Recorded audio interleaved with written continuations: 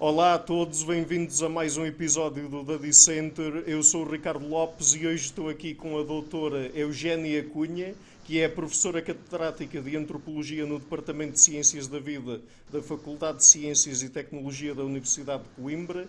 É desde 2018, do ano passado, diretora do Instituto de Medicina Legal de Lisboa e presidente da FAS, Forensic Anthropology Society of Europe, coordenadora do segundo ciclo em Evolução e Biologia Humana na EFCTUC, sendo igualmente coeditora de um livro internacional em Antropologia Forense e autora de diversos artigos científicos e de divulgação. A sua investigação foca-se na biologia do esqueleto, no âmbito da antropologia forense e da evolução humana.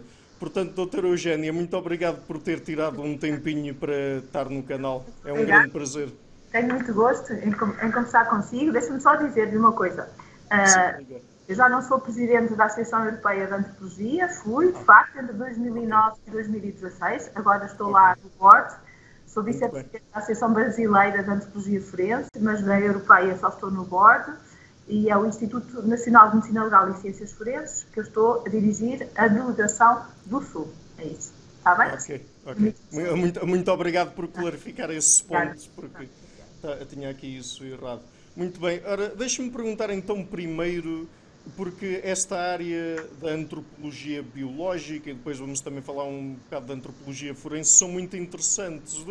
Quais são os principais objetos de estudo da antropologia biológica? Trata-se de saber quais foram as alterações ao nível da biologia que o ser humano sofreu durante a sua evolução para tentar reconstruir a história evolutiva do ser humano em termos das alterações que foi sofrendo no seu corpo? É isso? Então, a antropologia biológica é um campo muito, muito vasto. Muito mais vasto do que aquilo que as pessoas normalmente pensam. Antropólogo do homem, logo estudo do homem nas suas várias vertentes. Na vertente da ecologia humana, na vertente da genética humana, etologia humana, paleontologia, paleopatologia, enfim. E depois há uma dessas disciplinas que é de facto que estuda a biologia do esqueleto e que pode aplicar a biologia do esqueleto na história evolutiva do homem, paleoantropologia, e depois daí dessa ciência da antropologia física ou biológica é que surge há muito tempo a antropologia forense, que hoje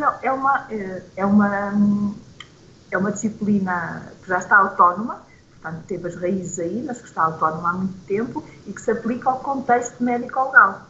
Portanto, está a ver a enorme diversidade dos campos que estão incluídos dentro da antropologia biológica. Eu, efetivamente, criei o mestrado de Evolução Humana em 98 e nos finais de 2017, portanto, durante 20 anos coordenei esse mestrado, mas já não estou a coordenar o mestrado. Desde que estou aqui, naturalmente que não posso estar a fazer tanta coisa, não é? Era impossível eu estar a coordenar cursos e estar aqui. Não estou a coordenar curso nenhum neste momento, está bem? Muito bem. Mas, portanto, esta área, a antropologia biológica, uma vez que permite estudar como é que partes do nosso corpo, a nossa anatomia e, se calhar, funcionamento do nosso corpo no geral, como a componente fisiológica evoluíram, também é outra ferramenta que nós temos ao dispor para perceber como a nossa evolução se deu e, se calhar, também tentar distinguir entre diferentes espécies de hominídeos, ou não? Sim, sem dúvida. Ou seja, há cada vez mais ferramentas, ou seja, a abordagem da evolução humana é cada vez mais multidisciplinar. Vamos utilizar conhecimentos de variedíssimas ciências para poder saber mais, por exemplo, na interpretação dos fósseis. Aí podíamos já entrar, fósseis não são só ossos, não é? Nem todos os ossos são fósseis, nem todos os fósseis são ossos. Podíamos entrar aí numa grande discussão, mas é verdade. Um fóssil descoberto há imenso tempo, hoje vamos falar desses fósseis, por exemplo, os mais antigos homens modernos, têm 300 mil anos, mas já foram descobertos há muito tempo. À luz das novas tecnologias, acabam por vir para a ribalta, porque há anos atrás não havia essa possibilidade de extrair tanta informação ou informação tão credível, sem dúvida. Isso é muito interessante porque realmente é preciso tentar obter o máximo de informações das mais diversas fontes possível para tentar reconstruir a nossa história, porque eu lembro-me perfeitamente, por exemplo, na sua resposta, referiu que o homem moderno, neste momento, está colocado como a sua origem tendo sido há cerca de 300 mil anos atrás, mas ainda há pouco tempo eu lembro-me de ouvir pessoas a dizer, até mesmo biólogos e antropólogos, que seria há 150 mil anos atrás, há 200 mil anos, portanto, isto é bastante incerto e precisamos mesmo de muitas evidências para... Exato. Não há respostas concretas para... Há pessoas que querem as coisas muito preto ou branco, não é assim. Não é preto nem branco, e que se as pessoas estiverem à espera de uma resposta assim, mais vale não se preocuparem tanto com a evolução humana.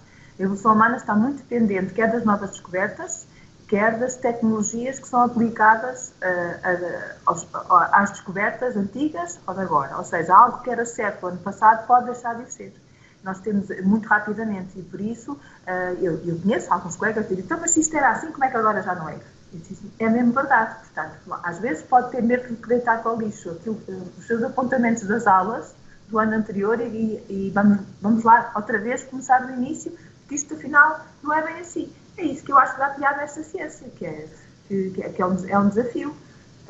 Sei lá, o Homo naledi, que é outra coisa que provavelmente me vai indagar, que é uma das últimas descobertas, não me lembro, recordo bem, talvez 2015. Quando o Homo naledi foi descoberto na África do Sul, numa gruta que é o Rising Star, achavam, para já foi publicado sem datação, que é uma coisa estranhíssima. Porque imagino que fazia aqui uma grande descoberta paleontológica em Portugal, paleoantropológica, e que eu queria publicá-la numa grande revista, mas que sem datação. Quem é que ia aceitar isso? Ninguém, com certeza. Portanto, aquilo passou de, eventualmente, milhões de anos, pensou-se que era isso, não era? Então dizia-se que os rituais funerários tiveram origem há muito mais tempo, e de repente não tem 2 ou 3, não tem 2,5 milhões, tem cerca de 250 mil anos. Portanto, é completamente diferente. E por isso, está a ver, uma datação muitas vezes vem contextualizar e perspectivar as coisas de uma maneira completamente diferente. Não estou a tirar valor àquela descoberta. O que podemos falar é igualmente importante. E outra coisa que é muito importante é nós temos sempre que pensar que no futuro vão saber mais do que nós sabemos agora, em princípio. Apesar de em todas as épocas terem existido excelentes investigadores. Um trabalho muito bem feito. Mas cada investigação tem a sua data. Nós não podemos destruir todo o fóssil, mesmo que ele seja só uma coisinha pequenina, como o Denisovanos, por exemplo. Não é? Não podemos destruir tudo e depois dizer não deixarmos nada para ser analisado daqui a 10 anos, onde a tecnologia vai permitir fazer muito mais com menos. Já não há nada. Somos responsáveis por isso, certo? Nas tecnologias Next Generation Sequence, ou seja, muito pouco consegue-se tirar muito. Se pensava nisso quando eu comecei a ensinar a evolução humana há 35 anos. Nem pensar. Percebe? Nem pensar. Portanto, são completamente... É muito interessante, temos que nos adaptar, temos que ter aqui uma flexibilidade e uma capacidade de adaptação, que eu acho muito interessante, porque é essa característica que também nos faz a nós, humanos, e diferentes dos restantes primatas. Temos uma grande flexibilidade em termos de capacidade de adaptação. Não estamos especializados, ou seja, não sabemos só de uma coisa. Exato. Quando muda, nós conseguimos adaptar-nos. É isso. Há algumas espécies que entram em extinção porque não conseguem, de facto. Ou seja, está a referir-se essencialmente às nossas capacidades cognitivas que são mais flexíveis do que noutros primatas que são próximos de nós, por exemplo. Não é só as nossas capacidades cognitivas, portanto, tudo, em termos de dieta. Nós somos os mais omnívoros. Os primatas, sempre que se alguns primatas, por exemplo, que comem só bambu, quando acaba o bambu, eles não têm capacidade de comer outra coisa. Se o bambu acaba, eles também acabam. É isso que eu quero dizer. Nós não. Nós temos aqui uma capacidade de comer quase tudo, não é? Tudo mesmo. Pronto. Uhum. Sim, e anteriormente estava a referir o caso do Homo naledi e eu acho isso muito interessante porque realmente eu lembro-me em 2015 que É, logo na altura mal foram publicadas as primeiras notícias acerca da sua descoberta, quer dizer, não se deu muito tempo para deixar verificar realmente o que é que vinha dali. Foram logo publicadas notícias e foram feitos grandes artigos e se calhar até olhando para trás muitas das coisas que foram ditas na altura há 4 anos atrás não se confirmaram ou foram exageradas e quer dizer, ainda há pouco tempo. exato. Há de facto alguns investigadores que têm uma capacidade, uma habilidade de conseguir publicar no matter what. E o Lee Burger é de facto uma dessas pessoas. Na altura, ele foi considerado pela revista Forbes, acho eu, uma das pessoas mais influentes, não é que é possível. Pronto, eu não lhe estou a tirar o mérito, mas quando uma pessoa vê, descobriram 1500 fósseis, que correspondem mais ou menos a 15 indivíduos. Havia uma grande acumulação de fósseis num sítio que era a tal gruta da Rising Star, na África do Sul. E então diziam, isto já deve ser o início de um comportamento ritual que tem a ver com enterramentos. Eu lembro, o enterramento humano tem cerca de 100 mil anos. Eles publicam, mas não dizem qual é a datação daquilo. Portanto, dizemos, bem, isto tudo depende, não é? Se isto é uma coisa de há pouco tempo, imagina, ou não. Agora, as características daqueles fósseis é que é uma grande mistura. Tem características mais modernas, características menos modernas, a coexistir. Aquilo que se designa por características mosaico. Nem todas as características evoluem ao mesmo ritmo. E eu tinha ali uma coexistência de características que deixava assim um pouco... Pronto, mas há piores. Há coisas muito mais intrigantes. Já iremos falar nelas com certeza. Mas aí, para contextualizar, era absolutamente necessário ter uma datação. Essa datação vem muito depois. Anos depois. E afinal, quer dizer, imagina o que é ter 2.500 milhões de euros ou 350 mil euros. Percebes? É diferente, certo? E, portanto, em anos isso também faz toda a diferença, não é? Há 2,5 milhões de anos havia os primeiros Homo, ou pouco mais, não é? Há 250 mil era completamente diferente, não é? Portanto, é de facto muito relevante. Sim, e eu lembro-me até há pouco tempo, penso que foi no mês passado, em abril ou em março, que saiu uma notícia acerca da possível descoberta de uma nova espécie de homo, de hominídeo. Já não tenho a certeza, mas penso que foi na Nova Zelândia, o Homo luzonensis. É nas Filipinas, nas Filipinas, acho que foi este ano, 2019, mas não estou certa, numa das ilhas que se chama Ilha da Luz, e, portanto, em homenagem a essa ilha, mais uma vez, é uma descoberta do género de uma que foi feita há muitos anos, há alguns anos, em 2004, na Ilha das Flores, na Indonésia. Essa descoberta, na altura, foi considerada, ou pela Nature ou pela Science, não sei qual foi, a maior descoberta científica de todas as ciências. O top 1. Não é da paleontologia humana. A Nature ou a Science costumam fazer um apanhado no final do ano em que dizem top 10, quais são os grandes acontecimentos científicos. E dizem, era o acontecimento mais relevante, que era um hominídeo que era designado por Hobbit, de Hobbit. Tinha 1 metro, era uma criatura muito estranha, Yungabua, que era a gruta onde foi encontrado. Desde então, diziam que era um anão, diziam que era um indivíduo microcéfalo, dizia que, pronto, no fundo, é capaz de ser um indivíduo muito pequeno devido ao isolamento, à endogamia, etc. Este Luzonensis é outra vez um fenómeno de ilha. O que é que eu acho que são as ilhas? As ilhas são as cápsulas do tempo, ou seja, devido ao grande isolamento, quase tudo pode acontecer. Ou seja, podem ali ficar pessoas em isolamento, seres em isolamento durante anos sem fim, e a endogamia levada ao exagero pode, de facto, levar ao desenvolvimento de óbitos. Isto é outro óbito. Como eu disse, apesar da descoberta ter sido anunciada em 2019, acho que é isso, 2019, Sim. Eu até acho que falei sobre isso no público, mas já estou um bocado confusa, mas acho que sim. 2019, a descoberta é de 2011, a primeira, depois 11, depois, pronto, eles estiveram ali há algum tempo. É uma criatura, não é uma, acho que são 3, pelo menos. Não são 3 esqueletos, são ossos que correspondem, pelo menos, a 2 adultos e um jovem, se eu não estou enganada, e tem características, mais uma vez, por exemplo, falanges curvas nas mãos e nos pés. O que é que isso quer dizer? Quer dizer que ainda há apreensão que agarra. Pode ser árvores, querer dizer que se vai às árvores. Há, inclusivamente, alguém que sugere que eventualmente ainda utilizaria os 4 membros da locomoção. Acho estranho, muito estranho. Eu não me lembro, mas acho que o Lusonensis teria 67 mil anos. Ora, há 67 mil anos, nós tínhamos quem? Tínhamos nós, Sapiens, Neandertais, mas não é sempre no mesmo sítio, pronto.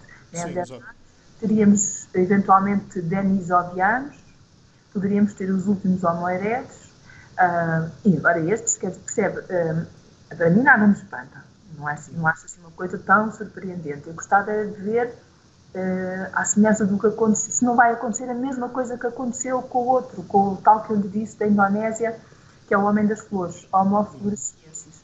Porquê? Porque houve um grande alarido e depois, muito artigo, mas não há mais descobertas, não há mais indivíduos, eram mesmo os únicos fósseis, então em 15 anos não há mais fósseis relevantes sobre esse, porque foram capa da Nature e da Science, uma série de vezes. O Lusonensis, portanto, eu acho que foi este ano que foi descoberto e parece-me um caso um paralelo, muito parecido com aquilo que eu disse há 15 anos atrás. Vamos ver se sai mais alguma coisa, mas não sei, porque se já foi descoberta em 2011 e depois mais uns anos, em escavações, eventualmente não tem mais nada para mostrar. Mas pronto, é mais um a dizer que nas ilhas quase tudo é possível, depende desse isolamento, não é? Sim, mas voltando ao meu ponto, realmente é um pouco estranho e às vezes frustrante a forma como as pessoas comunicam isto, principalmente para o público em geral, porque depois também acaba por ser um pouco esta forma de comunicar que retira a confiança que pessoas menos informadas têm na ciência, porque pode acontecer que exagerem um pouco as coisas, ou que digam que descobriram, por exemplo, uma nova espécie de hominídeo, e até pode acontecer não ser, embora isso já seja, se calhar, um pouco ir mais além do que aquilo que eu estava a pensar, mas de qualquer maneira tem que se ter, se calhar, um pouco mais de cuidado, não é? Isto deve ser transversal a várias ciências. Há pessoas que têm uma grande sede de protagonismo e que, no caso da paleontologia humana, ter um nome associado a uma descoberta de uma nova espécie deve ser, para mim é relevante, mas acredito que isso seja muito relevante para algumas pessoas, muito relevante. Então, naturalmente, que era ótimo que se pudesse dizer é uma nova espécie, é o primeiro bípede, é o primeiro de qualquer coisa, certo? O pioneiro de alguma coisa. E por isso, de facto, eu acho que tira credibilidade junto do grande público. A comunicação em ciência, hoje há uma grande preocupação com a forma como é feita a comunicação em ciência, mas há muita desinformação, há informação incorreta.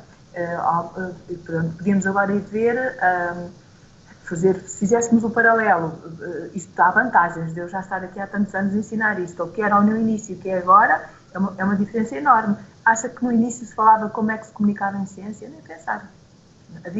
Há 20 anos atrás alguém falava, já não estou a ir ao princípio de quando comecei, percebe? Não, agora não, até há pessoas que se especializam em comunicação em ciência, que eu acho ótimo, porque nós temos a obrigação de partilhar com o grande público aquilo que fazemos. Então, o que eu estava a dizer e depois, ideias pré-concebidas, ensinadas desde muito cedo, na altura em que se ensinava a evolução humana na escola secundária, e não é só secundária, era no 7º ano, acho eu, que havia o fogo, havia os australopitecs, etc. Eu própria, nos primeiros anos que ensinei a evolução humana, tive a preocupação de saber o que é que havia nos manuais, o que é que era transmitido, que as pessoas chegavam com ideias pré-concebidas, e era difícil, como é que não é assim? Mas porquê é que não é assim? Percebe? Não pode ser, não é? Não pode ser, não estou a perceber porque é que não é assim. E eu vou até um ano, que eu fiz uns inquéritos a nível do 12º ano, acho que é o 12º ano ainda, exato, para saber o que é que eles achavam, quem eram os primatas, qual era o animal mais parecido com o homem, questões básicas. Estamos a falar de nós próprios, estamos a falar da nossa história natural, e que eu acho que as pessoas deveriam saber um pouco mais, ou pelo menos têm que ser um bocadinho mais curiosas, não é? Eu acho que toda a gente gosta de ciência, e para se gostar de ciência, uma primeira coisa tem que ser curioso. Se não é, olha, se nunca se questionou o que é que está aqui a fazer e porque é que é assim, não é de outra maneira, faz muita confusão. não é? Portanto, isso a mim faz-me confusão, mas há muita gente que não faz. Então, nessa altura, eu fiquei completamente espantada com algumas respostas que ainda hoje tenho na cabeça. Primata queria dizer o primeiro que mata. Estamos a falar de pessoas do 12º. O outro dizia que confundiu primata com pirata.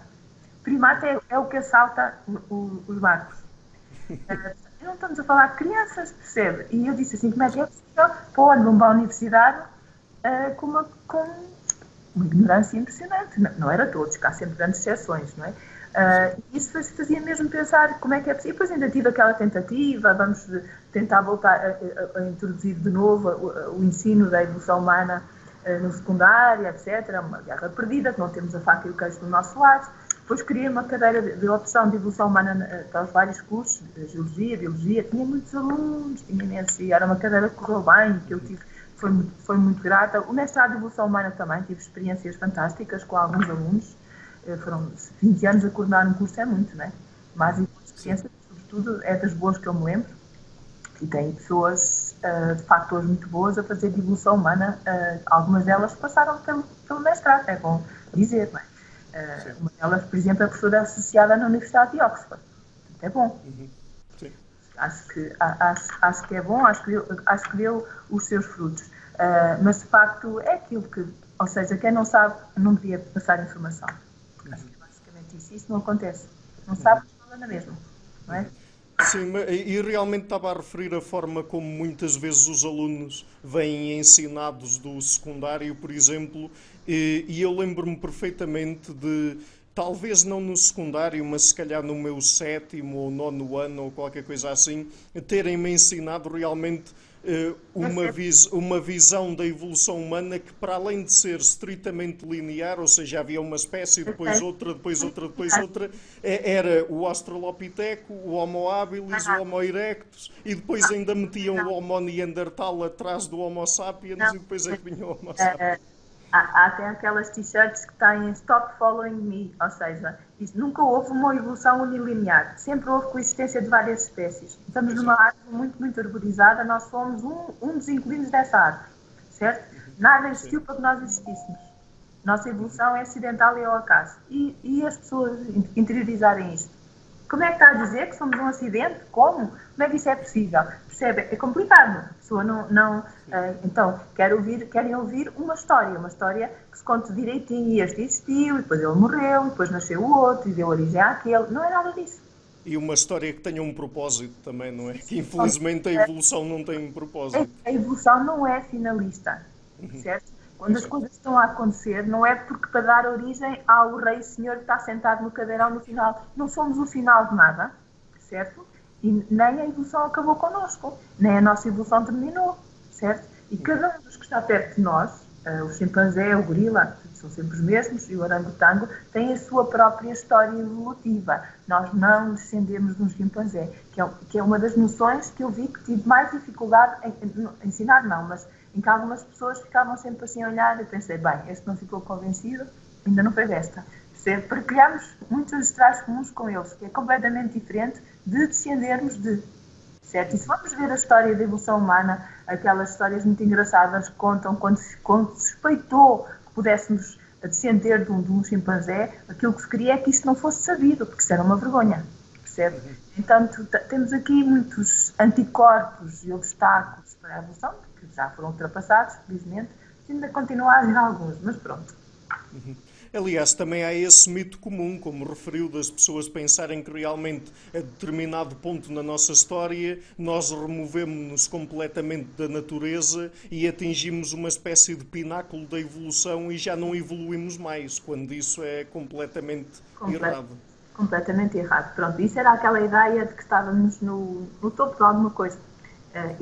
E que todos os outros, coitados, existiram para que nós existíssemos, não é? Foram apenas passos evolutivos no nosso passado. É completamente ridículo, porque o chimpanzé vive connosco, não é? Portanto, como é que ele nos deu origem? Nada disso fazia sentido, não é? E eu gostava de lhe perguntar agora, se calhar voltando um bocadinho atrás, falámos um pouco das espécies. Qual é a melhor maneira de classificar as espécies de hominídeos? E eu pergunto-lhe isto porque um dos primeiros critérios que vem à cabeça quando falamos de espécies em biologia é se realmente dois indivíduos cruzam e conseguem produzir descendência fértil, certo? Mas há a questão da possibilidade dos Homo sapiens se terem cruzado com Homo neandertal e com denisovianos também. Mas hoje temos a certeza que se cruzaram, certo? Sim.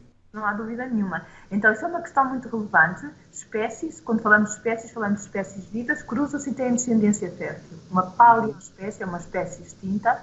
Aí temos duas coisas. Nunca vamos poder ter essa certeza. Agora temos, por causa da genética, mas sobretudo, é de facto um conceito diferente. Extintos ou vivos. Pronto, e depois temos outra coisa que é diferente. Esta classificação em espécies é artificial.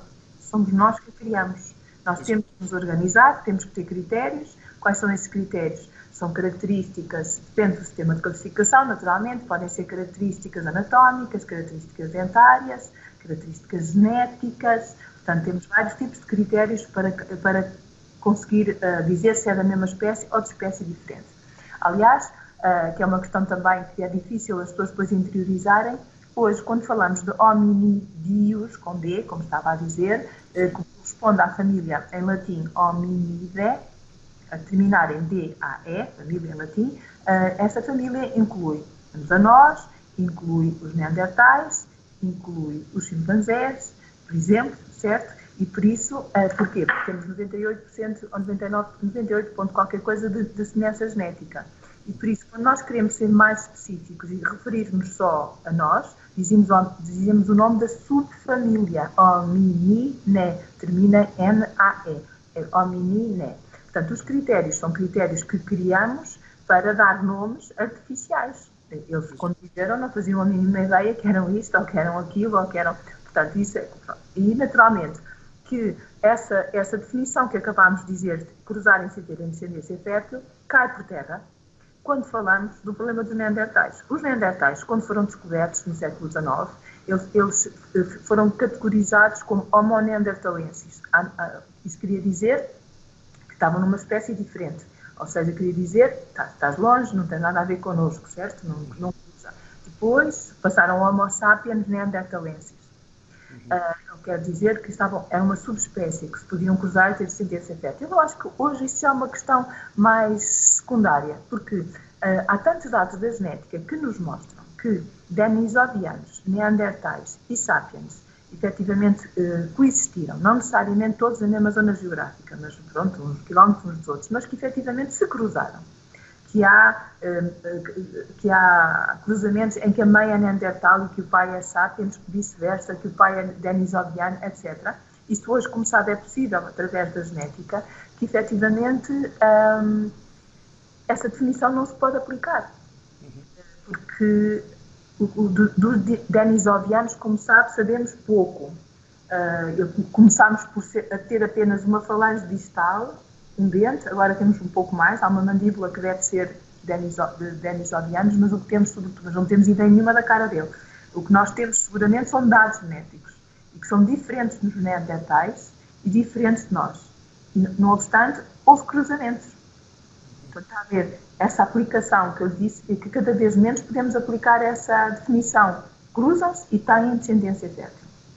Não. Porque parece que isso não funciona, pelo menos para isto. Agora, o que eu acho é que isso, no fundo, como sempre, o único período que eu me lembro em que apenas existe uma espécie é hoje. Só hoje é que estamos anormalmente sós. Em todos os outros períodos anteriores a 30 mil anos, houve coexistência sempre de várias espécies. E isso não é só há 30 ou 40 ou 50 mil anos, não. É desde o início. Desde que estamos a falar de criaturas pré-humanas há 7 milhões de anos, com o Tomai, depois com o homem do milénio há 6 milhões, etc., o que falamos é da coexistência de vários. E quanto mais nos aproximamos do presente, vamos ver que há períodos em que estão vários mesmo, vários. Quando eu há pouco disse, temos os primeiros sapiens modernos em África, eventualmente, penso eu, será em Marrocos, os Belirud, com 300 mil anos. Rising Star, na África do Sul, eu sei que é longe, mas é o mesmo continente, 235 mil, não é assim tão diferente, não é? aproximadamente, e não é taxativamente aquela data. É um intervalo que eu não te estou a dar aqui, porque também não sei de cor. Acho que é entre 235 e 300, mais ou menos por aí. Portanto, está a ver? Então, era mais um para o bolo. Nessa altura tínhamos Eretes, tínhamos o Naledi, tínhamos o Sapiens, portanto, tínhamos vários, não é? E tínhamos, não eram só esses, eram mais. Portanto, está a ver, sempre houve, devíamos questionar-nos porque é que, tendo havido sempre vários, só há agora um, que somos nós. Isso é que é a situação que devíamos pensar e porque é que isso aconteceu. Certo. E especificamente em relação ao Homo neanderthalensis ou Homo sapiens neanderthalensis, enfim, aos neandertais, há aquela questão de como é que eles se extinguiram e depois também por causa de ideias erradas que as pessoas têm, há muito aquela ideia que os neandertais não eram tão inteligentes como nós, não tinham tanta capacidade cerebral, se calhar tinham um quociente de encefalização mais baixo e, portanto, há muito aquela ideia generalizada de que na competição connosco eles perderam porque nós que tínhamos melhores ferramentas, sabíamos nos coordenar melhor e coisas assim. Isso é a abordagem mais correta que nós temos agora? Ou? Não. Os neandertais foram sempre as ovelhas ranhosas da evolução humana, porque isso ou seja, sempre subestimamos as capacidades do neandertal.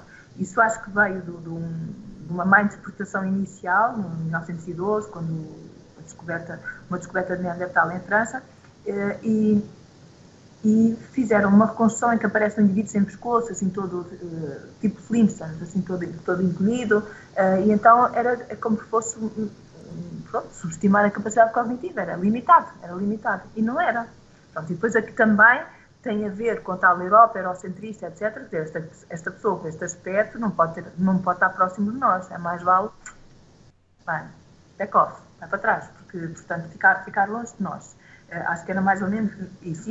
E depois, com o tempo, foi muito difícil essa reabilitação. Até que técnicas modernas, etc., vão mostrar que, se vestido como o Lica já dizia, vestido como um de nós, passaria despercebido no metro de Nova Iorque. Ou seja, ficou-se direitinho como o nosso, completamente bípede. O que não se coloca aí o que eu acho que não é assim tão relevante, é a tal encefalização. Essa encefalização à qual foi dada muita importância no início da evolução humana e durante demasiados anos, porque parecia que havia rubicões cerebrais, percebe? Já não estou a dizer capacidades cranianas acima de X era isto, abaixo disto, essa aquilo. Não, mesmo o coeficiente, porque esse coeficiente vai resultar do tamanho cerebral relativamente ao tamanho corporal. E hoje há tanta variação disso, percebe? Como é que se pode explicar que o tal Hobbit, o homem das flores, produzisse industrialítica peças muito pequenas. Peças muito pequenas são muito mais difíceis de produzir que uma coisa grande, não é? Uma coisinha muito pequenina, muito bem requintada, é muito difícil, até para mim, que não tenho jeito nenhum de mãos. Portanto, é uma coisa difícil. Então, como é que uma criatura com uma baixíssima capacidade craniana poderia produzir? Então, não é uma relação só entre o coeficiente de encefalização, certo? Não é por aí. Ou seja, a complexidade cerebral não pode ser avaliada através do coeficiente de encefalização. Portanto, esse coeficiente tem que ser visto, na minha perspectiva, é muito melhor do que a capacidade craniana bruta, mas naturalmente tem que ser vista com muito cuidado. Não há a partir daqui é isto, quando aquilo, não dá. O Neandertal, em termos de volume cerebral, às vezes tinha volumes cerebrais acima da média do nosso. Nós temos 1350, 1450, eu tinha mais. Alguns deles, 1600, etc. O que é que queria dizer isso? Nunca vi que fosse, não quer dizer nada de especial. E depois, em termos de complexidade, como eu torno a dizer, não é o único fator. A encefalização não diz tudo. De outra maneira, era impossível explicar como é que, por exemplo, de Manisi, que é um dos primeiros redutos fora da África, peço desculpa a serem colonizados há 1,8 milhões de anos, alguns deles tinham 600 centímetros cúbicos de capacidade craniana. 600! Como é que eles iam lá parar? Se fossem limitados, conseguiam? Não conseguiam. Isso não é por aí. Portanto, não é por aí. Portanto, atenção a isso. Há aqui uma tríada muito importante que tem a ver com, de facto, desenvolvimento cerebral, com o bipedismo, com a dieta, um grande, portanto, repare, a interação dessas três coisas, juntamente com o grande motor da nossa evolução, que é o clima, percebe? Faz com que haja uma grande capacidade de adaptação. Essa tríada vai permitir uma boa capacidade de resposta a esse grande motor que é o clima, que dita muito se vamos aqui continuar ou não, certo? Se fala muito agora.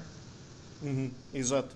E agora que referiu isso e que estava a falar do coeficiente de encefalização, vieram-me duas coisas à cabeça até. Uma delas foi de uma conversa que tive há pouco tempo com uma psicóloga comparativa, em que realmente, às vezes, se nós pensamos que o tamanho do cérebro ou o coeficiente de encefalização per se permitem perceber as capacidades cognitivas de uma espécie, então torna-se muito difícil perceber como é que certas espécies mais afastadas de nós, até inclusivamente os corvídeos, têm determinadas capacidades, e a falar com ela nós chegamos à conclusão que se calhar uma das melhores abordagens é pensar em temos uma espécie que tem determinados problemas específicos para resolver, e é com esses problemas que vai ter que lidar e que vai ter que adquirir capacidades para resolver, ou seja, pode até ocorrer uma espécie de convergência evolutiva que permite que espécies afastadas, mesmo com tamanhos cerebrais e coeficientes de encefalização diferentes, tenham capacidades, pelo menos a determinados níveis, até bastante próximos. Claro, evidentemente, aquilo que uma espécie consegue produzir, fazer, conquistar, diz-nos muito mais do que esse coeficiente de encefalização. A linguagem, desde logo, é um produto do nosso cérebro, certo? A capacidade de comunicar, naturalmente, que é difícil de avaliar no passado, muito difícil, mas, por exemplo, a arte móvel, a arte parietal, portanto, as formas de interagir, as pinturas faciais, sei lá, tudo, onde se vive, como se veste, isso tudo, portanto, há vestígios, infelizmente muitos deles perecíveis, mas que nos dizem naturalmente que ali havia pensamento abstrato. Ninguém produz uma flauta, um dos primeiros instrumentos musicais que poderá ter, eu sei que é muito contestado, mas poderá ter 50 mil anos, poderá ser da Estónia e poderá ser do Neandertal, poderá, não estou a dizer que é, mas poderá, naturalmente, que é uma capacidade abstrata. Ninguém enterra os mortos, certo? Exato. Porque é que somos quase praticamente os únicos que o fazemos? Porque temos que acreditamos, algumas pessoas acreditam na vida após a morte, no além, aquilo tudo, e portanto têm noção da morte. O que é que isso quer dizer? Têm consciência do eu, certo? Não havia funeral, não havia, certo? Tudo isso são muitas questões que vão são bem mais informativas do que andar agora a medir cérebros, que foi uma coisa que foi uma obsessão, não é? As pessoas começaram a deixar o Anatole France, por exemplo, deixou o próprio cérebro depois para ser pesado, e depois quando se viu que ele afinal tinha 1100 centímetros cúbicos, o que era muito abaixo até do que aquilo que era esperado, então como é que podia ser? Uma pessoa tão inteligente tinha um cérebro tão... percebe? Portanto, afinal, os cérebros pequenos são bons. Exato.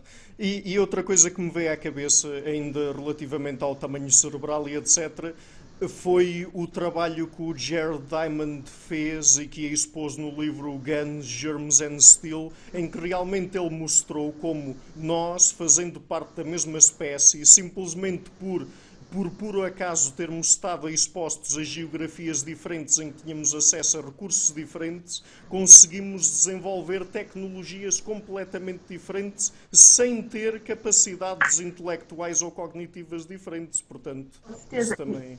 Tecnologias diferentes e o contrário, desenvolver exatamente a mesma coisa em paralelo, também. Analogia, ou seja, nunca ter tido nenhum contacto, mas desenvolvemos a mesma ideia. Como sabe, isso é recorrente. Até na própria teoria evolutiva, o Wallace e o Darwin, pelos vistos, tiveram a mesma ideia sem terem contactado. Não é? Isso acontece, de facto. Exato. Portanto, vamos falar agora de coisas um pouco mais específicas. Já aludiu, digamos assim, ao bipedismo. Já há uma explicação concreta para a evolução do bipedismo nos hominídeos? Não, isso é uma questão, portanto, que será sempre muito central na evolução humana, porque é uma característica unificadora, ou seja, se tentarmos encontrar o que é uma característica comum a todos os hominídeos, é o bipedismo. Ora, e o que é que terá levado ao bipedismo? É que não houve só uma tentativa para o bipedismo, não há apenas uma linha de produção, uma linha de tentativa, percebe? Deve ter havido várias tentativas, umas mais bem-sucedidas e outras menos bem-sucedidas. E também não vou dizer que só houve uma que conseguiu, não houve mais que conseguiram. Só que, efetivamente, nem todas sobreviveram. Mas, durante um tempo, as formas como se conseguiu ser-se bípede não resultou exatamente das mesmas causas, porque foi em ambientes diferentes. Hoje, como sabe, pode-se estudar o paleoclima, pode-se fazer estudo dos solos, saber se era uma floresta, se era uma savana, etc. E pode-se derrubar, deitar por terra algumas teorias que diziam que só se tornou bípede com savanas, não é verdade? Porque muitos deles eram bípedes e viviam em florestas. Portanto, não é isso que explica. Então não foi a savana que causou a pressão natural para desenvolvermos o bipedismo. É que há muita gente que disse que sim. Ainda diz isso. Naturalmente era uma explicação um pouco simplista, ou seja, a rarefação das árvores, e então para percorrer a distância entre duas árvores, que é bem maior do que era, é mais eficaz ir de forma bípede do que ir de forma quadrúpede. Não estou a dizer que isso não possa ter sido um fator que ajudou em algumas circunstâncias, mas há outros que eu sei que sabe, que é a termorregulação e a energética do bipedismo, que, de facto, eu não consigo ver só vantagens no meio. Isso nunca vai poder ser só explicado por uma teoria. Há mais de 60 teorias para o bipedismo. Temos que ir buscar aspectos positivos de várias. Enquanto que há umas que é fácil desmontar. Dizer assim, olha, foi só quando se conseguiu libertar as mãos para produzir instrumentos é que nos tornámos bípedes. Mentira. Porque já somos bípedes há 7 milhões de anos e os primeiros instrumentos líticos têm 3,5 milhões de anos. Portanto, não é isso. Isso é fácil.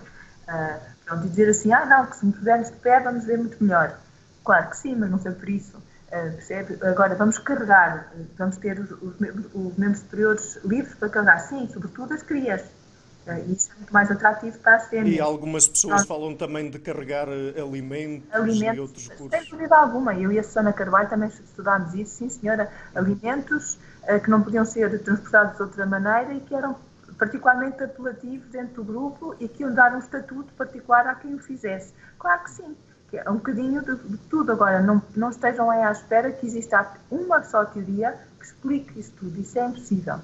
A energética do bipedismo, seguramente, mas as primeiras formas de bipedismo não eram como as nossas, era um bipedismo incipiente.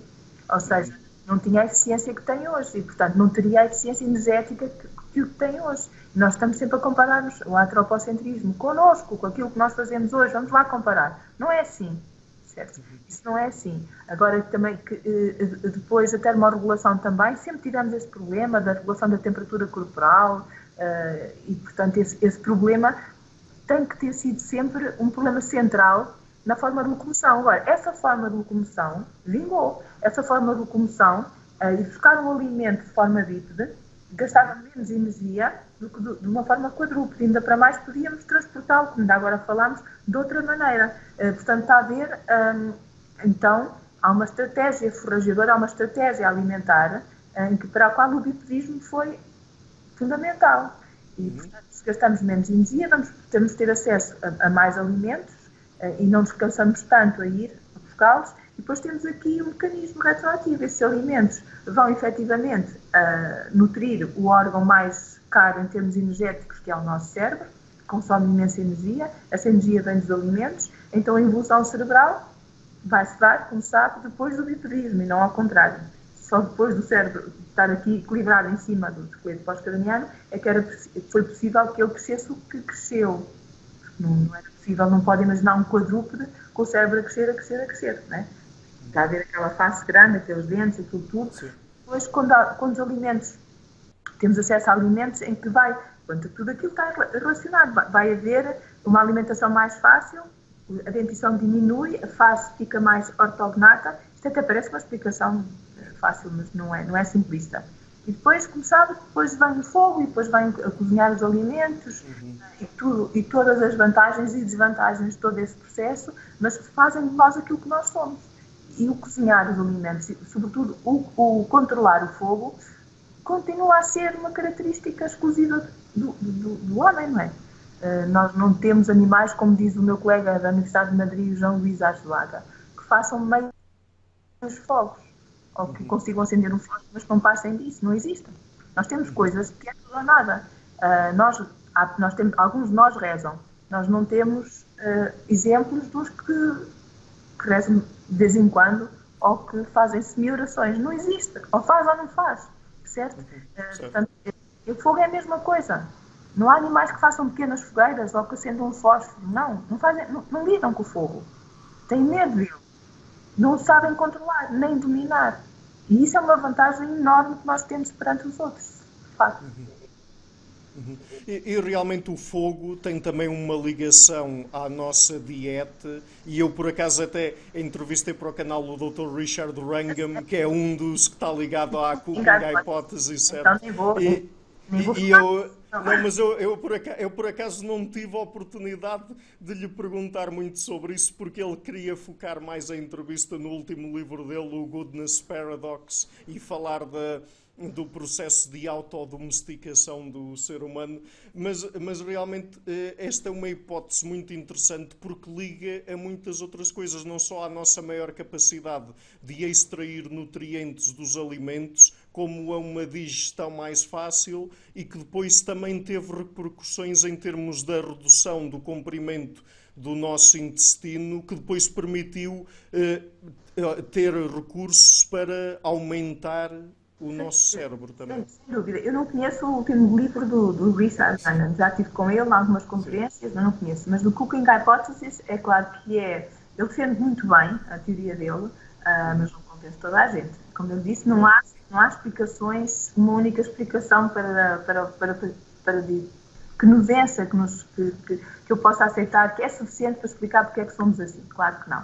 Mas aí tem toda a razão. Ou seja, quando o cérebro cresce, porque como eu disse há pouco, é um órgão altamente caro, muito caro, gasta muita energia, algo no nosso corpo teve que reduzir de tamanho. Porque era impossível continuar a gastar tanta energia. Esse equilíbrio foi feito através do aparelho digestivo. Já ouviu falar que o estômago é o nosso segundo cérebro. Sim. Um problema emocional grande, o sistema digestivo, aquilo, fica afetado. E, efetivamente, deixámos de ter aqueles ruminantes com aqueles estômagos enormes, compartimentados, etc. Há, de facto, uma redução. Também perdemos a capacidade, não temos a capacidade de digerir ervas e vegetais como têm os ruminantes, naturalmente.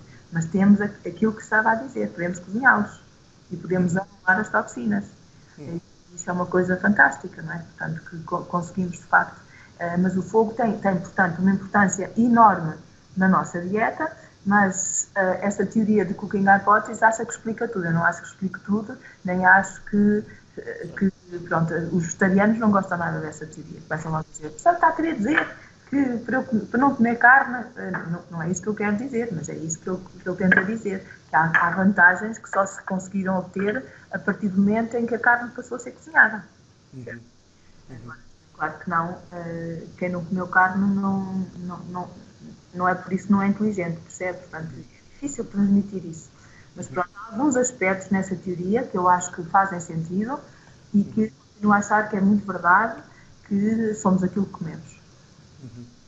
Sim, e isto se calhar também são coisas que aborrecem um bocado dos crudívoros, que são aqueles que acham que a nossa alimentação natural é essencialmente crua, quando isso está absolutamente errado. E depois também ligam um bocado com as pessoas da dieta paleo, porque as pessoas da dieta paleo têm a ideia que no paleolítico nós consumíamos apenas um tipo de coisa, ou dois. Isso é uma coisa incrível, porque hoje a comida nunca esteve tão na moda como está agora. É impressionante uma profissão de cozinheiro e de chefe. É impressionante, não é? E pronto, e se uma pessoa disser que não gosta de cozinhar ou de qualquer coisa, até parece, pronto, é impressionante. E grande parte das pessoas, eu acho que se me perguntasse o que é a dieta paleolítica, acho que não sabia responder. Se eu perguntasse, por exemplo, quando é que foi o paleolítico? Quem é que vivia no paleolítico? Acha que as pessoas sabem? Portanto, fica assim um bocado assim, eles não sabem do que é que estão a falar, certo? E, de facto, a dieta paleolítica dizem que é chave, mas, como eu digo, não devem saber do que é que estão a falar, certo? Temos o paleolítico inferior, temos o paleolítico médio, temos o paleolítico superior, com habitantes completamente diferentes, certo? Em geografias completamente diferentes também. Exatamente. Pronto, com indústrias líticas distintas, E temos quase todos, temos no inferior temos o habilis, temos o erectus, depois temos o neandertal, percebe? Depois temos o sapiens e o neandertal, e uma industrialítica não está diretamente associada a um tipo humano, um tipo biológico, a coexistências, percebe? Por isso, o que é que se comia? Depende, está a falar do quê? Do paleolítico superior, está a falar do paleolítico inferior? No inferior ainda não havia sequer a descoberta do fogo, não se cozinhavam, portanto, havia tanta questão que quando começam a falar com a dieta do paleolítico, fica assim, bem, era melhor dizer que tipo de alimentos é que quer falar, etc., que é melhor, não é? Acho que era mais correto. Sim, exatamente. Portanto, vamos só explorar um último tópico rapidamente antes de terminarmos a entrevista, que é o da antropologia forense, porque realmente isto é uma área que, se calhar, mesmo dentro da antropologia, pelo menos eu não sei se é generalizado ou não, mas não se ouve falar muito, é porque é muito recente? Ou... Não é muito recente. A história da paleontologia humana já tem, desculpa, a antropologia forense já tem. Já se desenvolve, sobretudo nos Estados Unidos, há cerca de 100 anos, não é por aí. Agora, com a aplicação aos contextos médico-legais diferentes, que é aquilo que eu estou a fazer agora, há muitos anos que faço isso, desde 97, também não é assim há tão pouco tempo, e acabei por me dedicar mais a isso, é a aplicação do estudo da biologia do esqueleto, da biologia humana, etc., em contextos forenses, ou seja, é encontrado um corpo, por exemplo, e não é só esqueletos, são corpos em vários estados de preservação, pode ser uma múmia, pode, pronto, aqui para não estar a especificar muito, aquilo que nós fazemos para saber com que idade tinha a pessoa, há quanto tempo morreu, era um homem, era uma mulher, era alto, era baixo, fez uma cirurgia, não fez uma cirurgia, ia ao dentista, não ia ao dentista, todas estas características podem ser usadas para identificar a pessoa, para devolver a identidade dessa pessoa. Ora, há cada vez mais desconhecidos, pessoas que entram aqui no Instituto como desconhecidas, e fora do Instituto, estou a falar de crimes contra a humanidade,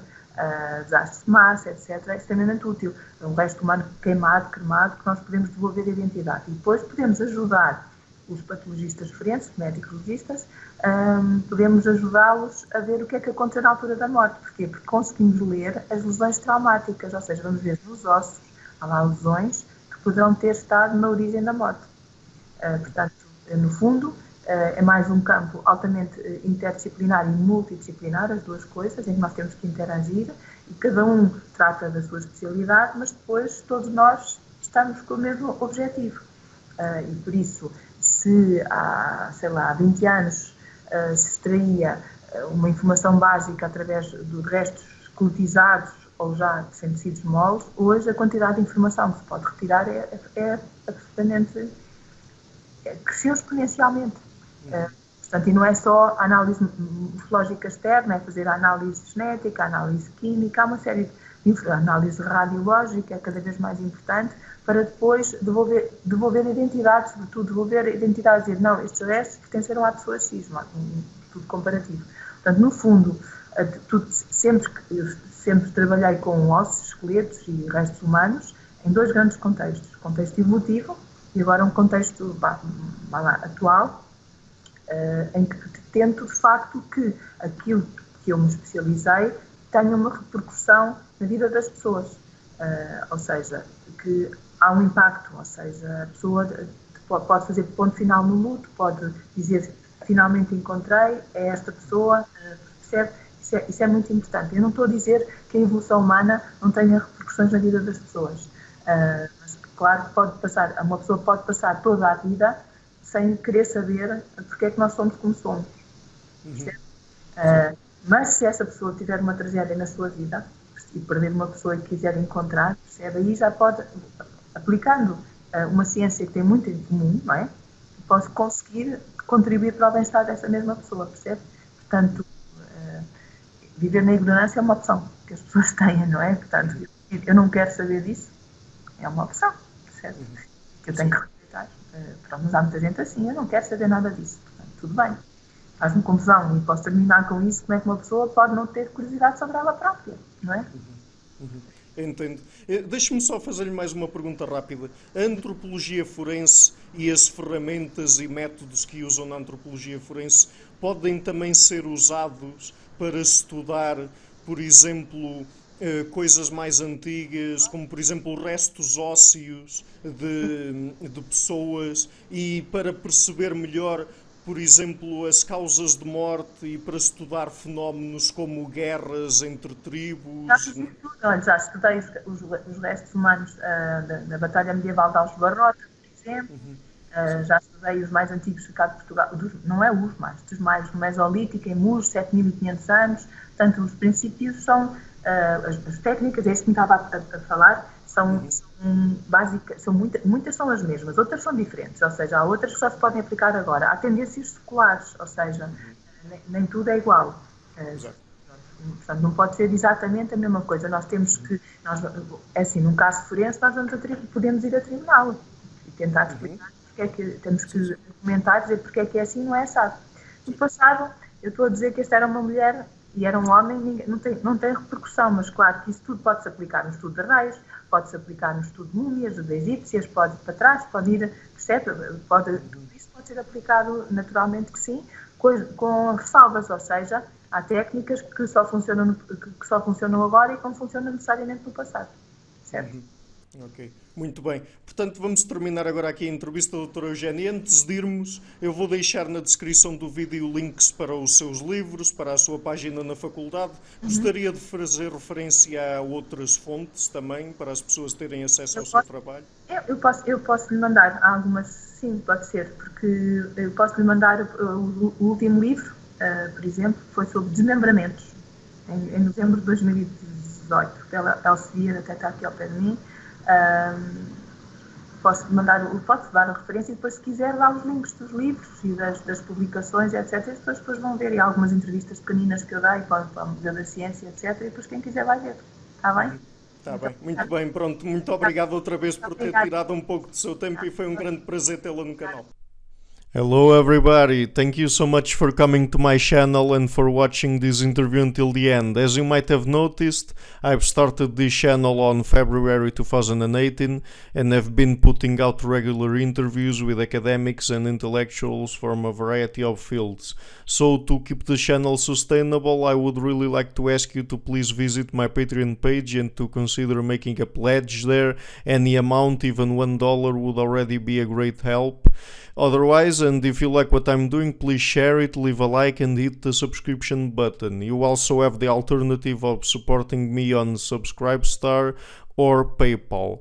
I would also like to give a huge thank you to my patrons: Karen Litzke, Anne Blanchett, Peruga Larsen, Lau Guerreiro, Chantel Gelina, Jim Frank, Francis Ford, Hans Frederick Sunda, Brian Rivera, Lucas Stafiniak, Sergio Condreano, Janne Haninen, and my two producers, Isar Webbe and Rosie. Thank you for all.